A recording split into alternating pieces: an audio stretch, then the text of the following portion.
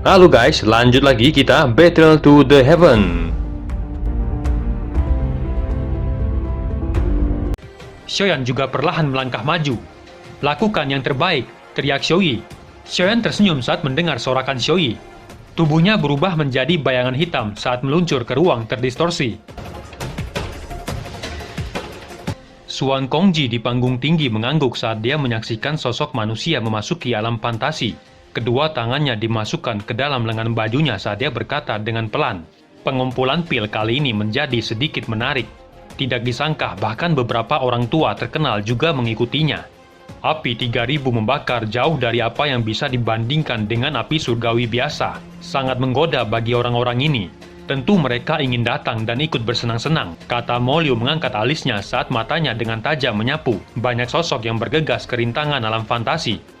Ombak di belakang mendorong yang di depan. Beberapa generasi muda tidak kalah dari mereka. Biarpun mereka ikut, kemungkinan mereka hanya akan berakhir dengan wajah pucat, kata Fei Ying tersenyum cantik. Kongji menyeringai dan mengangguk. Dia mengusap janggutnya saat berbicara. Generasi muda saat ini memiliki banyak orang yang luar biasa. Namun hal yang paling membuatku penasaran adalah sejauh mana Xiaoyan akan mencapai. Xiaoyan, murid Yao Chen, kata Mo Liu terkejut. Matanya langsung melirik Fei Ying di sampingnya.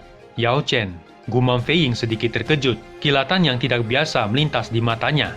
Dari apa yang dikatakan Xiaoyan, Yao Chen saat ini telah ditangkap sekte jiwa. Setelah pengumpulan pil selesai, kita mungkin dapat membantu orang tua itu. Bagaimanapun orang tua itu sangat membantu menerap pil saat itu, kata Kongji. Wajah Fei Ying sedikit berubah saat mendengar itu. Siapa yang meminta orang tua itu untuk bertindak sendirian saat itu? Dia tahu bahwa sekte jiwa telah mengincarnya, namun dia masih berani berkeliaran sendirian. Dia layak mendapat takdir seperti itu, kata Fei Ying. Kamu mungkin bisa berbicara dengan mudah, tapi siapa yang tidak tahu bahwa kamu adalah orang yang paling mengkhawatirkan orang tua itu? Kamu diam-diam telah mengirim cukup banyak orang untuk menanyakan tentang Yao Chen selama tahun-tahun ini. Kami berdua tahu itu, kata Kongji menghela napas. Siapa yang peduli jika dia sudah mati? Kata Fei Ying mengerutkan keningnya. Karakternya yang keras kepala membuat Kongji dan Mo Liu hanya bisa menggelengkan kepala tanpa daya. Beberapa panatua lainnya hanya saling memandang saat melihat perdebatan ketiganya. Semuanya memilih untuk bertindak seolah mereka tidak mendengar apa-apa. Biarkan aku bertemu dengan bocah itu setelah pengumpulan pil ini selesai. Saya juga telah mendengar bahwa sekte jiwa juga ingin menangkapnya. Tidak peduli bagaimana, dia juga murid Yao Chen, kata Fei Ying dengan ekspresi rumit muncul di matanya. Kongji dan Mo Liu saling memandang saat mendengar itu dan hanya bisa mengangguk. Xiaoyan merasakan tubuhnya terhisap saat memasuki ruang terdistorsi dan menemukan bahwa dia sudah berdiri di ruang misterius yang dipenuhi dengan kabut keabu-abuan. Sementara ia berdiri diam di sana, matanya sedikit tertutup saat kekuatan spiritualnya perlahan menyebar ke sekitarnya. Dengan mengandalkan pikiran spiritualnya, dia menyaksikan cukup banyak alkemis yang menerobos sembarangan dan akhirnya menjebak diri mereka sendiri di beberapa ruang yang terdistorsi dan tidak dapat membebaskan diri. Sembari menyebarkan kekuatan spiritualnya, Xiaoyan melangkah melalui ruang kosong mengikuti arah yang ditunjukkan oleh pikiran spiritualnya dan perlahan berjalan ke depan ruang yang nampak sangat luas dan tak berujung. Xiaoyan terus melangkah melewati kabut saat sebuah pikiran tiba-tiba muncul di dalam hatinya. Dia melihat gelombang riak tiba-tiba muncul di tempat itu dan sosok tua perlahan berjalan mendekat. Hati Xiaoyan tiba-tiba bergetar saat melihat wajah sosok tua itu. Guru, gumam Xiaoyan terkejut saat dia melihat Yaolao yang tersenyum di depannya. Yaolao berdiri tidak jauh dari Xiaoyan dan tersenyum. Setelah itu dia memanggil Xiaoyan dengan tangannya. Kaki Xiaoyan hampir tak terkendali melangkah maju saat dia melihat Yaolao. Namun rasa bahaya tiba-tiba muncul di hatinya saat dia menahan langkahnya ke depan. Sepertinya itu hanya sosok ilusi. Alam fantasi ini mampu membentuk ilusi berdasarkan apa yang dipikirkan di dalam hati. Pikir Xiaoyan mengerutkan keningnya. Dengan lambaian tangannya, angin bertiup dan menyebarkan sosok tua itu. Lipatan spasial tersembunyi di belakang sosok itu terungkap. Kabut hitam yang aneh sama-sama meresap ke dalam lipatan spasial itu. Rintangan alam fantasi ini memang berisiko, pikir Xiaoyan saat matanya terfokus pada kabut hitam yang aneh. Kekuatan spiritualnya menyebar dan sekali lagi menemukan jejak spasial di depannya dan perlahan berjalan. Xiaoyan melihat cukup banyak ilusi orang yang dia pikirkan selama ia berjalan. Sun Er, Cailin, Xiao Chan, dan Yun Yun. Mereka semua adalah orang-orang yang dia ingat sangat dalam. Namun dengan pelajaran yang dia pelajari dari sosok Yolau, dia tidak lagi merasa linglung karena kemunculan sosok-sosok itu. Mengikuti langkahnya yang cepat, kabut tebal yang meresap di depannya tiba-tiba menjadi redup, dan lubang spasial yang terdistorsi muncul di depannya. Sepertinya itu adalah terowongan spasial yang menuju ke alam pil. Pikir Soyan, ada cukup banyak sosok manusia yang duduk di tanah kosong yang luas. Mereka semua adalah pesaing yang telah melewati rintangan alam fantasi sebelumnya. Kemunculan Soyan membuat semua perhatian tertuju padanya. Ekspresi Soyan tidak berubah saat dia merasakan tatapan yang sama-samar mengandung niat buruk. Matanya perlahan menyapu tanah kosong dan menemukan Cao Ying dan Song Qing. Cao Ying sedikit terkejut, sudut mulutnya segera menampakkan senyuman mempesona, menyebabkan Song Qing sedikit mengerutkan keningnya. Soyan tersenyum pada mereka berdua di kejauhan, namun dia tidak melangkah maju untuk bergabung dengan mereka. Sebaliknya dia mundur agak jauh dan menemukan tempat kosong sendirian. Song Qing menghela napas lega ketika dia melihat Xiaoyan duduk sendirian, namun Cao Ying tanpa sadar mengerutkan keningnya. Xiaoyan berulang kali tidak memberinya wajah apapun dan mulai merasa sedikit marah. Terus saja berakting. Aku ingin tahu bagaimana kamu akan berjalan sendirian setelah memasuki alam pil, pikir Cao Ying dengan marah. Xiaoyan menoleh ke terowongan spasial di kejauhan. Ada seorang panatua dengan pakaian biasa di depan terowongan spasial sedang duduk di atas cangkang kura-kura. Dari lencananya, orang tua itu jelas merupakan anggota Menara Pil. Mata Soyan menyapu kakek Rossi yang tampak malas ini dan sedikit terkejut karena dia tidak dapat melihat kekuatannya. Menara Pil ini benar-benar tempat menyembunyikan banyak kekuatan, pikir Soyan menarik pandangannya. Sesaat kemudian kakek Rossi membuka matanya. Dia melirik Soyan dan lainnya dengan acuh tak acuh. Sudah waktunya Anda semua memasuki alam pil. Setiap orang yang akan masuk harus datang padaku dan menerima daftar obat, peta alam pil, dan batu spasial. Anda semua harus menemukan ramuan obat di daftar obat. Hanya dengan mengumpulkan semua bahan obat di dalam daftar itu, kalian dianggap berhasil melewati rintangan ini. Saya tidak akan berbicara lebih banyak tentang penggunaan peta. Titik keluar dari alam pil ada di atasnya. Kalian semua bisa cepat ke sana setelah mengumpulkan semua bahan obat. Adapun batu spasial, itu digunakan untuk melindungi hidup kalian. Jika kalian menemukan situasi di mana hidup kalian dalam bahaya, kalian dapat menghancurkan batu spasial itu dan kalian akan dikirim keluar dari alam pil. Namun kalian tidak dapat melanjutkan kompetisi saat menghancurkan batu spasial. Apa kalian mengerti? Kata kakek Rossi mengangkat alisnya. Semua orang sedikit mengangguk saat mendengar itu. Kalian semua hanya punya waktu 10 hari untuk mencari bahan obat yang kalian butuhkan. Selain itu ada banyak binatang magis yang sangat kuat. Anda semua harus berhati-hati jika bertemu dengan mereka. Jangan sampai kehilangan nyawa Anda karena tidak ada yang akan menyelamatkan. Anda semua harus siap secara mental. Pengumpulan pil bukanlah kompetisi biasa. Tempat ini adalah medan pertempuran sejati di mana seorang akan menghadapi pertarungan berdarah. Orang terakhir yang berdiri akan menjadi juara, kata kakek Rossi dengan suara yang keras. Saya akan berhenti mengucapkan kata-kata yang tidak perlu. Mereka yang siap mental dapat maju dan mengambil ketiga barang ini. Masih ada waktu jika kalian ingin mundur, kata Rossi perlahan menyapu matanya. Namun tidak ada satu orang pun yang menarik diri. Seorang pria parubaya dengan jubah alkemis berjalan ke depan kakek Rossi dan menerima barangnya. Dia melangkah maju dan berjalan ke terowongan spasial yang berputar sebelum menghilang dengan cepat.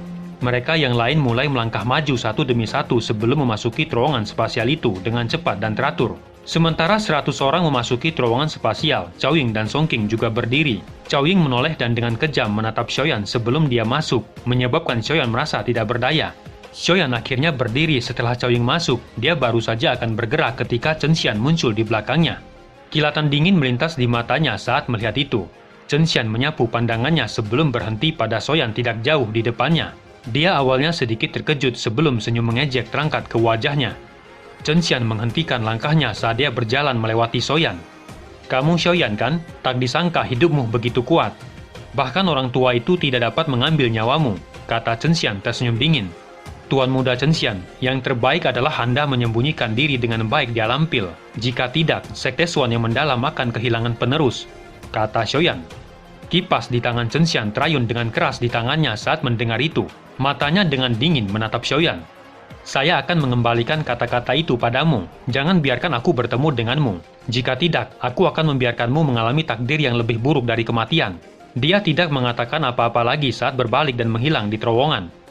Soyan sedikit tersenyum saat melihat punggung Chen Xiang menghilang ke dalam terowongan. Namun senyuman itu mengandung niat membunuh. Dia melangkah ke terowongan spasial dan perlahan menghilang. Di dataran terpencil nampak warna tanahnya yang kekuningan dengan banyak pohon hijau di sekitarnya. Ada beberapa binatang magis yang bergegas di sekitarnya sebelum menghilang. Keheningan di dataran sunyi ini berlanjut sesaat sebelum ruang kosong tiba-tiba bergetar saat Soyan muncul dari dalamnya. Ia sedikit terkejut dengan pemandangan sepi di depannya dan tubuhnya melayang di langit.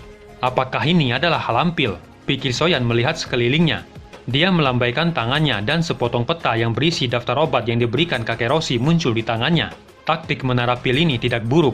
Mereka telah mengubah semua pesaing menjadi pekerja mereka untuk mencari bahan obat.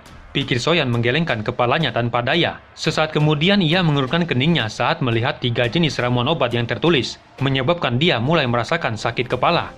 Jamur daun 9 inti naga, buah spiritual darah iblis dan rumput abadi, gumam Soyan. Menara pil ini terlalu kejam, alam pil ini cukup besar. Bagaimana menemukan 3 bahan obat yang sangat langka itu? Gumam Soyan dengan getir. Dia melambaikan tangannya dan mengeluarkan peta alam pil dan melihat 3 lingkaran merah digambar di 3 lokasi yang berbeda. Mungkinkah itu adalah lokasi di mana 3 bahan itu berada? Pikir Soyan tenggelam dalam pikirannya. Segalanya akan lebih mudah jika memang demikian. Sementara Soyan sedang memikirkan tanda itu, belasan sosok bergegas keluar dari ruang terdistorsi dan mendarat di tanah. Kaki mereka baru saja mendarat di tanah ketika ular piton besar tiba-tiba keluar dari permukaan tanah. Dengan mulutnya yang buas akan menggigit kepala seorang alkemis. Perubahan tak terduga itu menyebabkan alkemis itu sedikit terkejut. Namun dia tidak panik. Dengan teriakan dingin, pilar doci yang kuat ditembakkan dan dengan keras menghantam kepala piton hingga meledak. Alkemis itu menunjukkan ekspresi bangga di wajahnya setelah membunuh piton besar. Namun matanya tiba-tiba menyipit ketika satu suara terdengar. "Bocah, sepertinya kamu memiliki keahlian. Lebih baik kamu menghilang." Alkemis itu terkejut ketika mendengar suara yang ganas itu. Sebelum dia bisa bertindak, batang baja dengan kejam menghantam dadanya membuatnya terhempas dan bergesekan di tanah. Dia baru saja menstabilkan tubuhnya saat cahaya putih dipancarkan dari telapak tangannya. Karena batu spasialnya yang hancur, ruang di sekitarnya menjadi terdistorsi dan menghisapnya ke dalamnya sebelum menghilang. Perubahan mendadak itu menyebabkan cukup banyak orang terkejut. Mereka segera menatap sosok yang menyerang dan melihat seorang pria besar berjubah alkemis dengan batang baja di pundaknya. Dia sudah menghilang dengan cepat. Kata pria besar itu tersenyum sambil melihat tempat di mana alkemis itu menghilang sebelum menoleh ke mereka yang lain. Wajah mereka nampak berubah saat ditatap Hakeng. Beberapa di antaranya mengeluarkan senjata. Mereka jelas tahu di tempat ini semua orang adalah musuh dan akan mencoba menghabisi satu sama lain dengan ada kesempatan. Hakeng mengangkat mulutnya dengan jijik ketika dia melihat mereka mengeluarkan senjata. Batang logam di tangannya dengan keras menghempaskan ular piton. Ketika ular piton besar diusir, tanah rimpang kuning seukuran kepalan tangan muncul di mata semua orang. Kejutan melintas di mata Soyan saat dia melihat tanah rimpang itu. Rimpang itu adalah sejenis bahan obat langka yang dibentuk dengan mengumpulkan kekuatan tanah. Itu dapat menekan pemberontakan Doci saat seseorang sedang berlatih. Kegembiraan liar melintas di mata Hakeng ketika dia melihat rimpang itu dan menariknya keluar meninggalkan bekas lubang. "Pergilah jika kalian tidak ingin mati," teriak Hakeng seraya menyapu matanya. Ekspresi sekelompok orang berubah ketika mereka mendengar teriakan itu sebelum mundur dengan tak berdaya. "Dasar sekelompok sampah," pikir Hakeng dengan penghinaan di wajahnya menjadi semakin padat saat dia melihat mereka mundur seperti yang diperintahkan. Hakeng baru saja akan menyimpan rimpang itu ketika kekuatan hisap tiba-tiba muncul dan menyambar rimpang di tangannya. "Sialan, siapa yang berani melakukannya?" teriak Hakeng saat kekejaman melintas di matanya. Dia tiba-tiba mengangkat kepalanya dan melihat Soyan yang melayang di udara. "Pergilah," kata Soyan. Ekspresi Hakeng nampak berubah ketika dia melihat Soyan melayang di udara. Dia jelas mengerti makhluk seperti apa yang bisa tetap melayang di udara. Seorang dojong bukanlah seorang yang bisa dia singgung dengan mudah. Hakeng dengan marah menatap Soyan namun dia tidak berani banyak bicara. Matanya berhenti di rimpang di tangan Soyan sebelum bergegas ke pegunungan yang jauh. Soyan mendarat di tanah dan melihat ke dasar lubang yang dalam. Ia tahu pasti ada sesuatu yang lain di bawah tanah yang mampu menumbuhkan rimpang itu. Setelah menggali sedalam 10 kaki, matanya terkejut saat melihat ke tanah yang aneh. Dia meraih segenggam tanah yang terasa lembab yang memancarkan energi aneh. Kegembiraan melintas di matanya saat dia merasakan keanehan tanah. Di bawah penggaliannya, Soyan akhirnya mendarat di tanah giok putih. Apakah tanah ini adalah inti giok? Ini benar-benar harta karun. Tangannya mencengkram inti giok sebelum mengangkatnya ke atas. Dengan batang giok ini, aku akan bisa mendapatkan hasil 2 kali lipat saat berlatih di masa depan, pikir Soyan tersenyum. Namun ia terkejut saat menemukan tangannya ditutupi cairan kental giok. Ini adalah inti dari inti giok, pikir Soyan tertegun. Panas yang sulit disembunyikan tanpa sadar melonjak ke matanya saat ini. Api hijau di tangannya dengan cepat melonjak sebelum berubah menjadi pedang api yang memotong permukaan inti giok, hingga menampakkan lubang dan kabut putih merembes keluar dari lubang itu. Soyan menghirup kabut putih dan segera merasakan kekuatan muncul di dalam jiwanya. Kegembiraan melonjak di wajahnya saat merasakan itu. Inti dari inti giok adalah harta karun yang sangat menarik bagi alkemis karena manfaatnya bisa menempa dan memurnikan jiwa seseorang. Dia sudah lama mendengar tentang inti dari inti giok, dan akhirnya menemui keberuntungan besar ini di alam pil. Setelah menyimpan inti dari inti giok yang dikumpulkan, Soyan melesat keluar dari lubang dan mendarat di tanah. Ia baru saja berbalik dan hendak pergi ketika suara tua tiba-tiba terdengar. Teman muda, menyimpan semua harta karun alam, itu benar-benar melanggar aturan. Saya dipanggil Hang Yi. Saya tahu bahwa Anda juga seorang dojong. Karena itu, saya tidak berniat merebutnya dengan paksa. Serahkan setengah dari harta itu dan aku akan mengizinkanmu pergi, kata Hang Yi tersenyum dan perlahan berjalan keluar dari ruang yang terdistorsi. Soyan tanpa sadar tersenyum saat mendengar itu dan menggelengkan kepalanya. Aku belum pernah mendengar namamu. Namun jika kamu ingin mendapatkan bagian dari harta ini, katakan siapa kamu sebenarnya, tanya Soyan dengan dingin. Dengan lambaian tangannya, boneka bumi muncul dan meluncur ke arah Hang Yi. Wajah Hang Yi yang tersenyum menjadi jelek saat melihat boneka bumi yang muncul. Dia bisa merasakan bahaya dari boneka bumi yang meluncur ke arahnya. Orang ini membawa boneka yang begitu kuat bersamanya, pikir Hang Yi dengan ekspresi berubah dan buru-buru melompat mundur. Boneka bumi menginjak kakinya dengan keras di tanah dan sekejap muncul di depannya dengan tinjunya ke arah kepalanya. Hang Yi terkejut dan segera menggerakkan tangannya dengan cepat. Doci merah melonjak keluar dari tubuhnya akhirnya menjadi kuali api besar. Kedua tangannya ditempatkan di atas kuali api dan dengan keras menekannya ke arah tinju boneka bumi, menyebabkan ledakan keras bergema di atas daratan. Kebuntuan berlangsung sesaat sampai retakan menyebar di kuali api yang akhirnya meledak berkeping-keping. Boneka bumi saat ini mampu melawan bintang 9 dojong. Namun Hang Yi hanyalah bintang 7 dojong. Dia jelas bukan tandingan boneka bumi dalam bentrokan langsung. Hang Yi mengeluarkan suara tertahan dari tenggorokannya saat kuali api pecah dan kakinya segera mundur. Boneka yang sangat kuat. Pikir Hang Yi terkejut saat dia mundur dengan menyedihkan. Teman kecil, saya telah salah dalam hal ini. Saya akan pergi sekarang. Semua harta itu akan menjadi milikmu, teriak Hang Yi. Saat ini Hang Yi sadar bahwa yang terbaik baginya adalah melarikan diri terlebih dahulu dan menemukan teman-temannya. Matanya dengan cepat menyapu tempat Soyan berdiri sebelumnya. Namun dia tiba-tiba menyadari bahwa Soyan telah menghilang. Ini tidak baik, pikir Hang Yi terkejut. Dia baru saja akan bergerak ketika Soyan muncul di belakangnya dan melayangkan tinjunya. Hang Yi dengan paksa membalikkan tubuhnya dan dengan cepat mengayunkan tinjunya. Kedua tinju bertabrakan dengan keras, namun tinju Hang Yi dengan mudah dipatahkan. Ketika tinju Soyan dengan cepat menghantam dada Hang Yi hingga membuatnya terhempas dan bergesekan di tanah dengan keras dan memuntahkan darah. Bocah, aku tidak akan membiarkanmu hidup. Kedua temanku di alam pil akan membantuku membalas dendam. Dia menjentikan jarinya dan cahaya merah meluncur dari ujung jarinya yang melesat ke langit. Soyan sedikit mengerutkan keningnya saat dia melihat cahaya merah yang menghilang di langit. Dia mengalihkan pandangannya dan berkata dengan senyum tipis, "Saya tidak keberatan jika kamu ingin mengantarkan temanmu dalam kematian. Bocah yang hanya tahu cara bicara yang arogan. Jangan berpikir bahwa kamu dapat bertindak sombong hanya karena memiliki boneka," kata Hang Yi dengan dingin. "Kamu harus tahu apa yang harus dilakukan selanjutnya, bukan?" kata Soyan perlahan berjalan ke arah Hang Yi. Hang Yi dengan cepat mundur beberapa langkah. Matanya dipenuhi dengan keengganan saat dia melirik boneka bumi yang menunggu dengan niat buruk. Dia mengepalkan tinjunya dan batu spasial muncul di tangannya. Dia tahu jika tidak menghancurkannya, Soyan di depannya akan benar-benar melakukan pukulan mematikan. "Aku akan menunggumu di kota pil dan membuatmu mengalami nasib yang lebih buruk dari kematian," kata Hang Yi memegang batu spasial di tangannya dan tiba-tiba memecahkannya. Segera ruang di sekitar tubuhnya dengan cepat menjadi terdistorsi. "Bocah, jika kamu berani, tinggalkan namamu. Biar saya tahu siapa yang telah mengalahkanku," kata Hang Yi. Soyan dengan lembut menggosok cincin penyimpanannya saat dia berkata sambil tersenyum. "Soyan." Nama sederhana itu segera menyebabkan tubuh Hang Yi menjadi kaku. Nama itu ia dengar pertama kalinya ketika dia memasuki wilayah pil, di mana Soyan mengalahkan lembah sungai es. "Sialan, kenapa aku bertemu dengan orang ini?" pikir Hang Yi tenggelam. Pikiran itu baru saja muncul ketika ruang di sekitarnya tiba-tiba melepaskan kekuatan hisap dan menyedot tubuh Hangi ke dalamnya. Soyan melihat penyesalan di wajah Hangi sebelum dia menghilang. Soyan mengeluarkan peta alam pil dan melihat posisi ketiga harta di lingkaran merah. Tubuhnya melayang tinggi di langit sebelum akhirnya menghilang.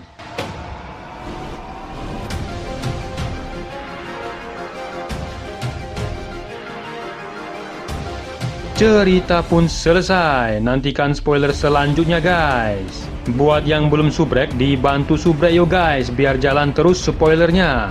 Buat yang udah subrek, mudahan dilancarkan rezekinya. See you and ciao.